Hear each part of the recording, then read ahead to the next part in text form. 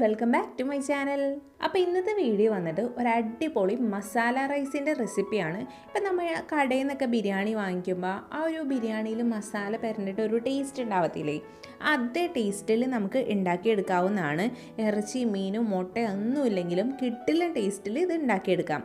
വെജിറ്റേറിയൻകാർക്കും non വെജുകാർക്കൊക്കെ ഇത് അടിപൊളിയായിട്ട് ഇഷ്ടമാവും. അപ്പോൾ നമുക്കിതെങ്ങനെ ഉണ്ടാക്കുന്നതെന്ന് നോക്കാം. അപ്പോൾ ആദ്യം തന്നെ നമുക്ക് അടുപ്പത്ത് ഒരു പാൻ വെച്ച് ചൂടാകുമ്പോൾ അതിലേക്ക് 1 സ്പൂൺ നെയ്യും 2 സ്പൂൺ സൺഫ്ലവർ ഓയിൽ ഒഴിച്ചു കൊടുക്കാം. ഇതൊന്ന് ചൂടായി വരുമ്പോഴത്തേക്കും നമുക്ക് സ്പൈസസ് ഇട്ട് കൊടുക്കാം.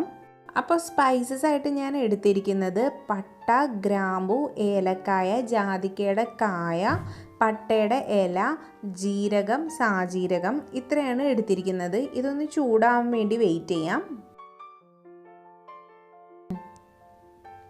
അപ്പോൾ ഈ സ്പൈസസ് നന്നായിട്ടൊന്ന് ചൂടായി കഴിഞ്ഞാൽ നമ്മൾ അരിഞ്ഞു വെച്ചിരിക്കുന്ന സവാളയും പച്ചമുളകും ഇതിലേക്ക് ഇട്ട് കൊടുക്കാം.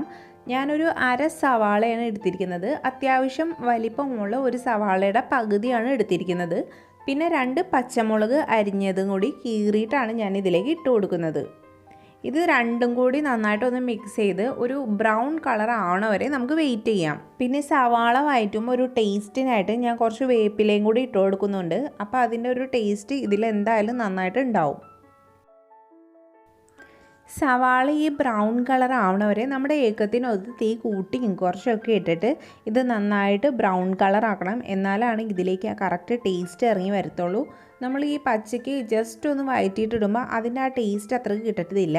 പക്ഷേ ബ്രൗൺ കളർ ആണെങ്കിൽ അടിപൊളി ടേസ്റ്റ് ആയിരിക്കും. അപ്പോൾ നമ്മൾ അതാവണ വരെ നന്നായിട്ട് ഇളക്കിക്കൊണ്ടേ ഇരിക്കണം. കരിഞ്ഞു പോവാണ്ട് നമ്മൾ പ്രത്യേകം ശ്രദ്ധിക്കണം. പിന്നെ ഈ സവാള വേഗം വഴന്ന് കിട്ടാനായിട്ട് നമുക്ക് ഇതിലേക്ക് ഉപ്പ് ഇട്ട് കൊടുക്കാം. അപ്പോൾ ഇത് വേഗം വഴന്ന് കിട്ടും. അപ്പോൾ ഇതേ നമ്മുടെ സവാള അടിപൊളിയായിട്ട് വഴന്ന് വന്നിട്ടുണ്ട്. ഇതിലേക്ക് ചതച്ച് വെച്ചിരിക്കുന്ന വെളുത്തുള്ളിയും ഇഞ്ചിയും നമുക്ക് ഇട്ട് കൊടുക്കാം. എന്നിട്ട് നന്നായിട്ട് അതിൻ്റെ പച്ച മണം മാറണ വരെ നന്നായിട്ടൊന്ന് മിക്സ് ചെയ്യാം. ശരിക്കും ഈ വെളുത്തുള്ളിയും ഇഞ്ചിയൊക്കെ വഴറ്റുന്ന സ്മെല്ല് എനിക്ക് ഭയങ്കര ഇഷ്ടമാണ്. അടിപൊളി സ്മെല്ലായിരിക്കും നമ്മുടെ കിച്ചണിൽ ഉണ്ടാവുന്നത്.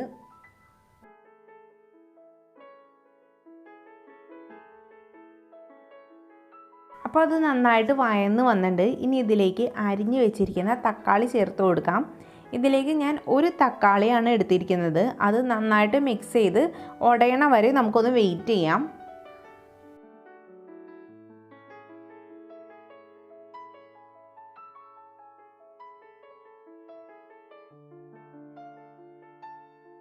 തക്കാളി കൂടി നന്നായിട്ട് വഴറ്റി കഴിഞ്ഞ് കഴിഞ്ഞാൽ നമുക്കിതിലേക്ക് മസാലപ്പൊടികൾ ഇട്ട് കൊടുക്കാം.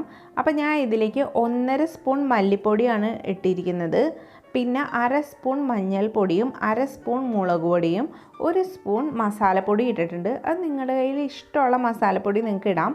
ഞാനിവിടെ ചിക്കൻ മസാലയാണ് ഇട്ടിരിക്കുന്നത്. നിങ്ങളുടെ കയ്യിൽ ഗരം മസാല ഉള്ളെങ്കിൽ അതിടാം. ബീഫ് മസാലയോ അങ്ങനെ ഏതാണ് ഉള്ളതെന്ന് വെച്ചാൽ നിങ്ങൾക്ക് അതിടാം. അപ്പോൾ ഇത് കൂടി ഇട്ട് കൊടുത്തിട്ട് ഈ മസാലപ്പൊടികൾ നമുക്കൊന്ന് ചൂടാക്കി എടുക്കാം.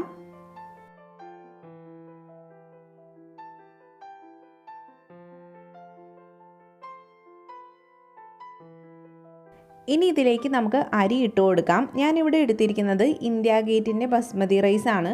ഇത് 2.5 ഗ്ലാസ് അളവിലാണ് ഞാൻ എടുത്തിരിക്കുന്നത്. ഇത് 1 മണിക്കൂർ നന്നായിട്ട് വെള്ളത്തിലിട്ട് സോക്ക് ചെയ്തിട്ട് ഒന്നുകൂടി കഴുകിയിട്ട് ആണ് ഞാൻ എടുത്ത് വെച്ചിരിക്കുന്നത്. ഇത് നമുക്ക് ഈ മസാലയിലേക്ക് ഇട്ടിട്ട് നന്നായിട്ട് ഈ മസാലയായിട്ട് മിക്സ് ചെയ്തെടുക്കാം. മിക്സ് ചെയ്യുമ്പോൾ നമ്മൾ പ്രത്യേകം ശ്രദ്ധിക്കണം, ഈ അരി ഉടഞ്ഞു പോവാതിരിക്കാൻ വേണ്ടിയിട്ട്. അതുകൊണ്ട് പതുക്കെ മെല്ലെ മെല്ലെ വേണം നമ്മൾ മിക്സ് ചെയ്യാനായിട്ട്. നമ്മൾ കേക്കൊക്കെ ഫോൾഡ് ചെയ്യത്തില്ലേ, അതുപോലെ മെല്ലെ വേണം മിക്സ് ചെയ്യാനായിട്ട്. അല്ലെങ്കിൽ ഈ ബസ്മതി റൈസിൻ്റെ ആ ഒരു സ്ട്രക്ചറിൽ കിട്ടാണ്ട് ഒടിഞ്ഞു നുറുങ്ങിയൊക്കെയുള്ള സ്ട്രക്ചറിൽ നമുക്ക് കിട്ടും. അതുകൊണ്ട് മെല്ലെ മെല്ലെ മിക്സ് ചെയ്തെടുക്കാം നമുക്ക്. അപ്പോൾ ഞാൻ ദേ റൈസ് നന്നായിട്ട് മിക്സ് ചെയ്തെടുത്തിട്ട് ആ മസാലയൊക്കെ റൈസിൽ നന്നായിട്ട് മിക്സായി റൈസ് ചെറുതായിട്ടൊന്ന് ചൂടായി വന്നിട്ടുണ്ട്. നമ്മൾ എന്തിനാന്ന് വെച്ചാൽ ഇങ്ങനെ ചെയ്യുന്നത്, ഇതിൽ ചെറുതായിട്ട് പശയൊക്കെ ഉണ്ടാവാൻ ചാൻസ് ഉണ്ട്. അപ്പോൾ വെന്ത് കഴിയുമ്പോൾ അരി ഒട്ടിയിരിക്കാൻ ചാൻസ് ഉണ്ട്. അപ്പോൾ ആ ഒരു ചാൻസിനെ ഒഴിവാക്കാൻ വേണ്ടിയിട്ടാണ് ഇത് തുടക്കത്തിൽ ഒന്ന് ചൂടാക്കി എടുക്കുന്നത്. അപ്പോൾ അരിയിലുള്ള പശയൊക്കെ പോയി ഇത് വെന്ത് കഴിയുമ്പോൾ ഒട്ടാതിരിക്കാൻ വേണ്ടിയിട്ട് ഇങ്ങനെ ചെയ്യുന്നത് നന്നായിട്ട് ഹെൽപ്പ് ചെയ്യും.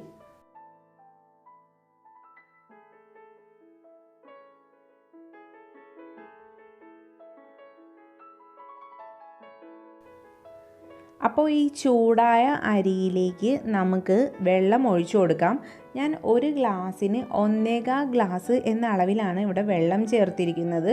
അതാണ് ഈ ബസ്മതി റൈസിൻ്റെ കറക്റ്റ് പാകം എന്ന് പറയുന്നത്. അപ്പം നിങ്ങളുടെ അവിടെ ഉള്ള അരിയുടെ വേവ് അനുസരിച്ചിട്ട് നിങ്ങൾക്ക് വെള്ളം ആഡ് ചെയ്യാം. ഇനി ഇതിലേക്ക് നമുക്ക് ചെറുനാരങ്ങ നീര് ആഡ് ചെയ്യാം. എൻ്റെ കയ്യിൽ ഒരു ചെറിയ ചെറുനാരങ്ങയാണ് ഉണ്ടായത്, അതുകൊണ്ട് ഞാൻ ഒരെണ്ണത്തിൻ്റെ നീര് ഫുള്ളായിട്ട് ഇതിൽ ആഡ് ചെയ്തു. അല്ലെങ്കിൽ നിങ്ങളുടെ കയ്യിൽ വലുതൊക്കെയാണ് ഉള്ളതെന്നുണ്ടെങ്കിൽ പകുതി ചെറുനാരങ്ങ നീര് മതി.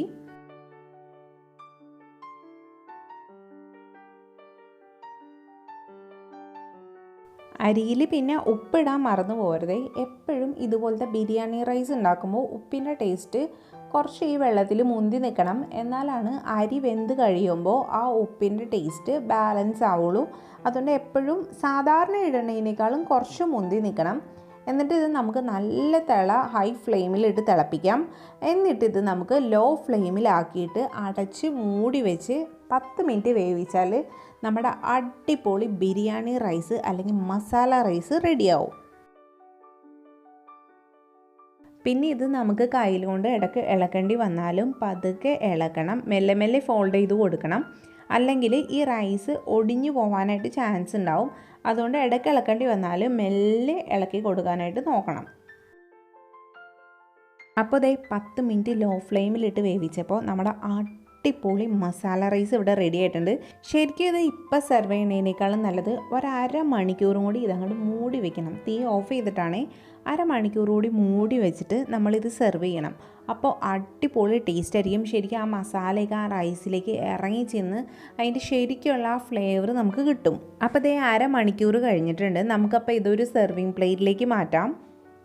ഇതപ്പം മുതിർന്നവർക്കും കുട്ടികൾക്കും ഒക്കെ ഒരേപോലെ ഇഷ്ടമാവുന്ന ഒരു അടിപൊളി ഡിഷാണിത്. നമുക്ക് വളരെ ഈസി ആയിട്ട് ഉണ്ടാക്കിയെടുക്കാം. ഈ സെയിം മെത്തേഡ് തന്നെ നമുക്ക് കുക്കറിലും ചെയ്ത് നോക്കാം. വളരെ എളുപ്പത്തിൽ കിട്ടും. ഒറ്റ വിസിലിന് നമുക്ക് ബിരിയാണി റൈസ് റെഡിയാവും. പിന്നെ നോൺ കഴിക്കുന്നവരാണെങ്കിൽ ഇതിൻ്റെ ഒപ്പം സൈഡായിട്ട് വേണമെങ്കിൽ ചിക്കൻ ഫ്രൈയോ അല്ലെങ്കിൽ ബീഫ് റോസ്റ്റോ ബീഫ് ഫ്രൈയോ ചിക്കൻ റോസ്റ്റോ അല്ലെങ്കിൽ ചുമ്മാ മുട്ട ചിക്കിയതൊക്കെ ഇല്ലേ അതോ അങ്ങനെ ഏതായാലും ഇതിൻ്റെ ഒപ്പം കൂടി പൊക്കോളും. അപ്പോൾ ഗാർണിഷിനായിട്ട് ഇതിലേക്ക് കുറച്ച് അണ്ടിപ്പരിപ്പ് വറുത്തതും സൈഡായിട്ട് റായ്ത്ത അല്ലെങ്കിൽ നമ്മുടെ കൊച്ചിക്കാര സ്റ്റൈലിൽ പറയുകയാണെങ്കിൽ കച്ചമ്പർ അതും കൂടി ഉണ്ടെങ്കിൽ നല്ല അടിപൊളി യമ്മിയായിട്ട് കഴിക്കാൻ പറ്റുന്ന ഒരു ഡിഷാണ്. അപ്പം നിങ്ങൾ എല്ലാവരും ഇതൊന്ന് ട്രൈ ചെയ്ത് നോക്കണം. ട്രൈ ചെയ്തിട്ട് നിങ്ങളുടെ അഭിപ്രായങ്ങൾ കമൻറ്റുകളായിട്ട് അറിയിക്കണം. പിന്നെ നമ്മുടെ വീഡിയോ ഇഷ്ടമാവുകയാണെങ്കിൽ ഒന്ന് ലൈക്ക് ചെയ്യുകയും നിങ്ങളുടെ ഫ്രണ്ട്സിലോട്ടൊക്കെ ഒന്ന് ഷെയർ ചെയ്യുകയും വേണം. പിന്നെ നമ്മുടെ ചാനൽ ഒന്ന് സബ്സ്ക്രൈബ് ചെയ്തേക്കണം. തൊട്ടടുത്തുള്ള ബെല്ലൈക്കൺ അമർത്തിയാലാണ് ഇതുപോലുള്ള വീഡിയോസ് ഞാൻ ഇനി ഇടുമ്പോൾ നിങ്ങൾക്ക് നോട്ടിഫിക്കേഷനായിട്ട് കിട്ടുള്ളൂ. അപ്പം നമ്മൾ അടുത്ത ഒരു അടിപൊളി വീഡിയോ ആയിട്ട് കാണുന്നവരെ എല്ലാവരും വീട്ടിൽ സേഫായിട്ട് ഇരിക്കുക. ബൈ.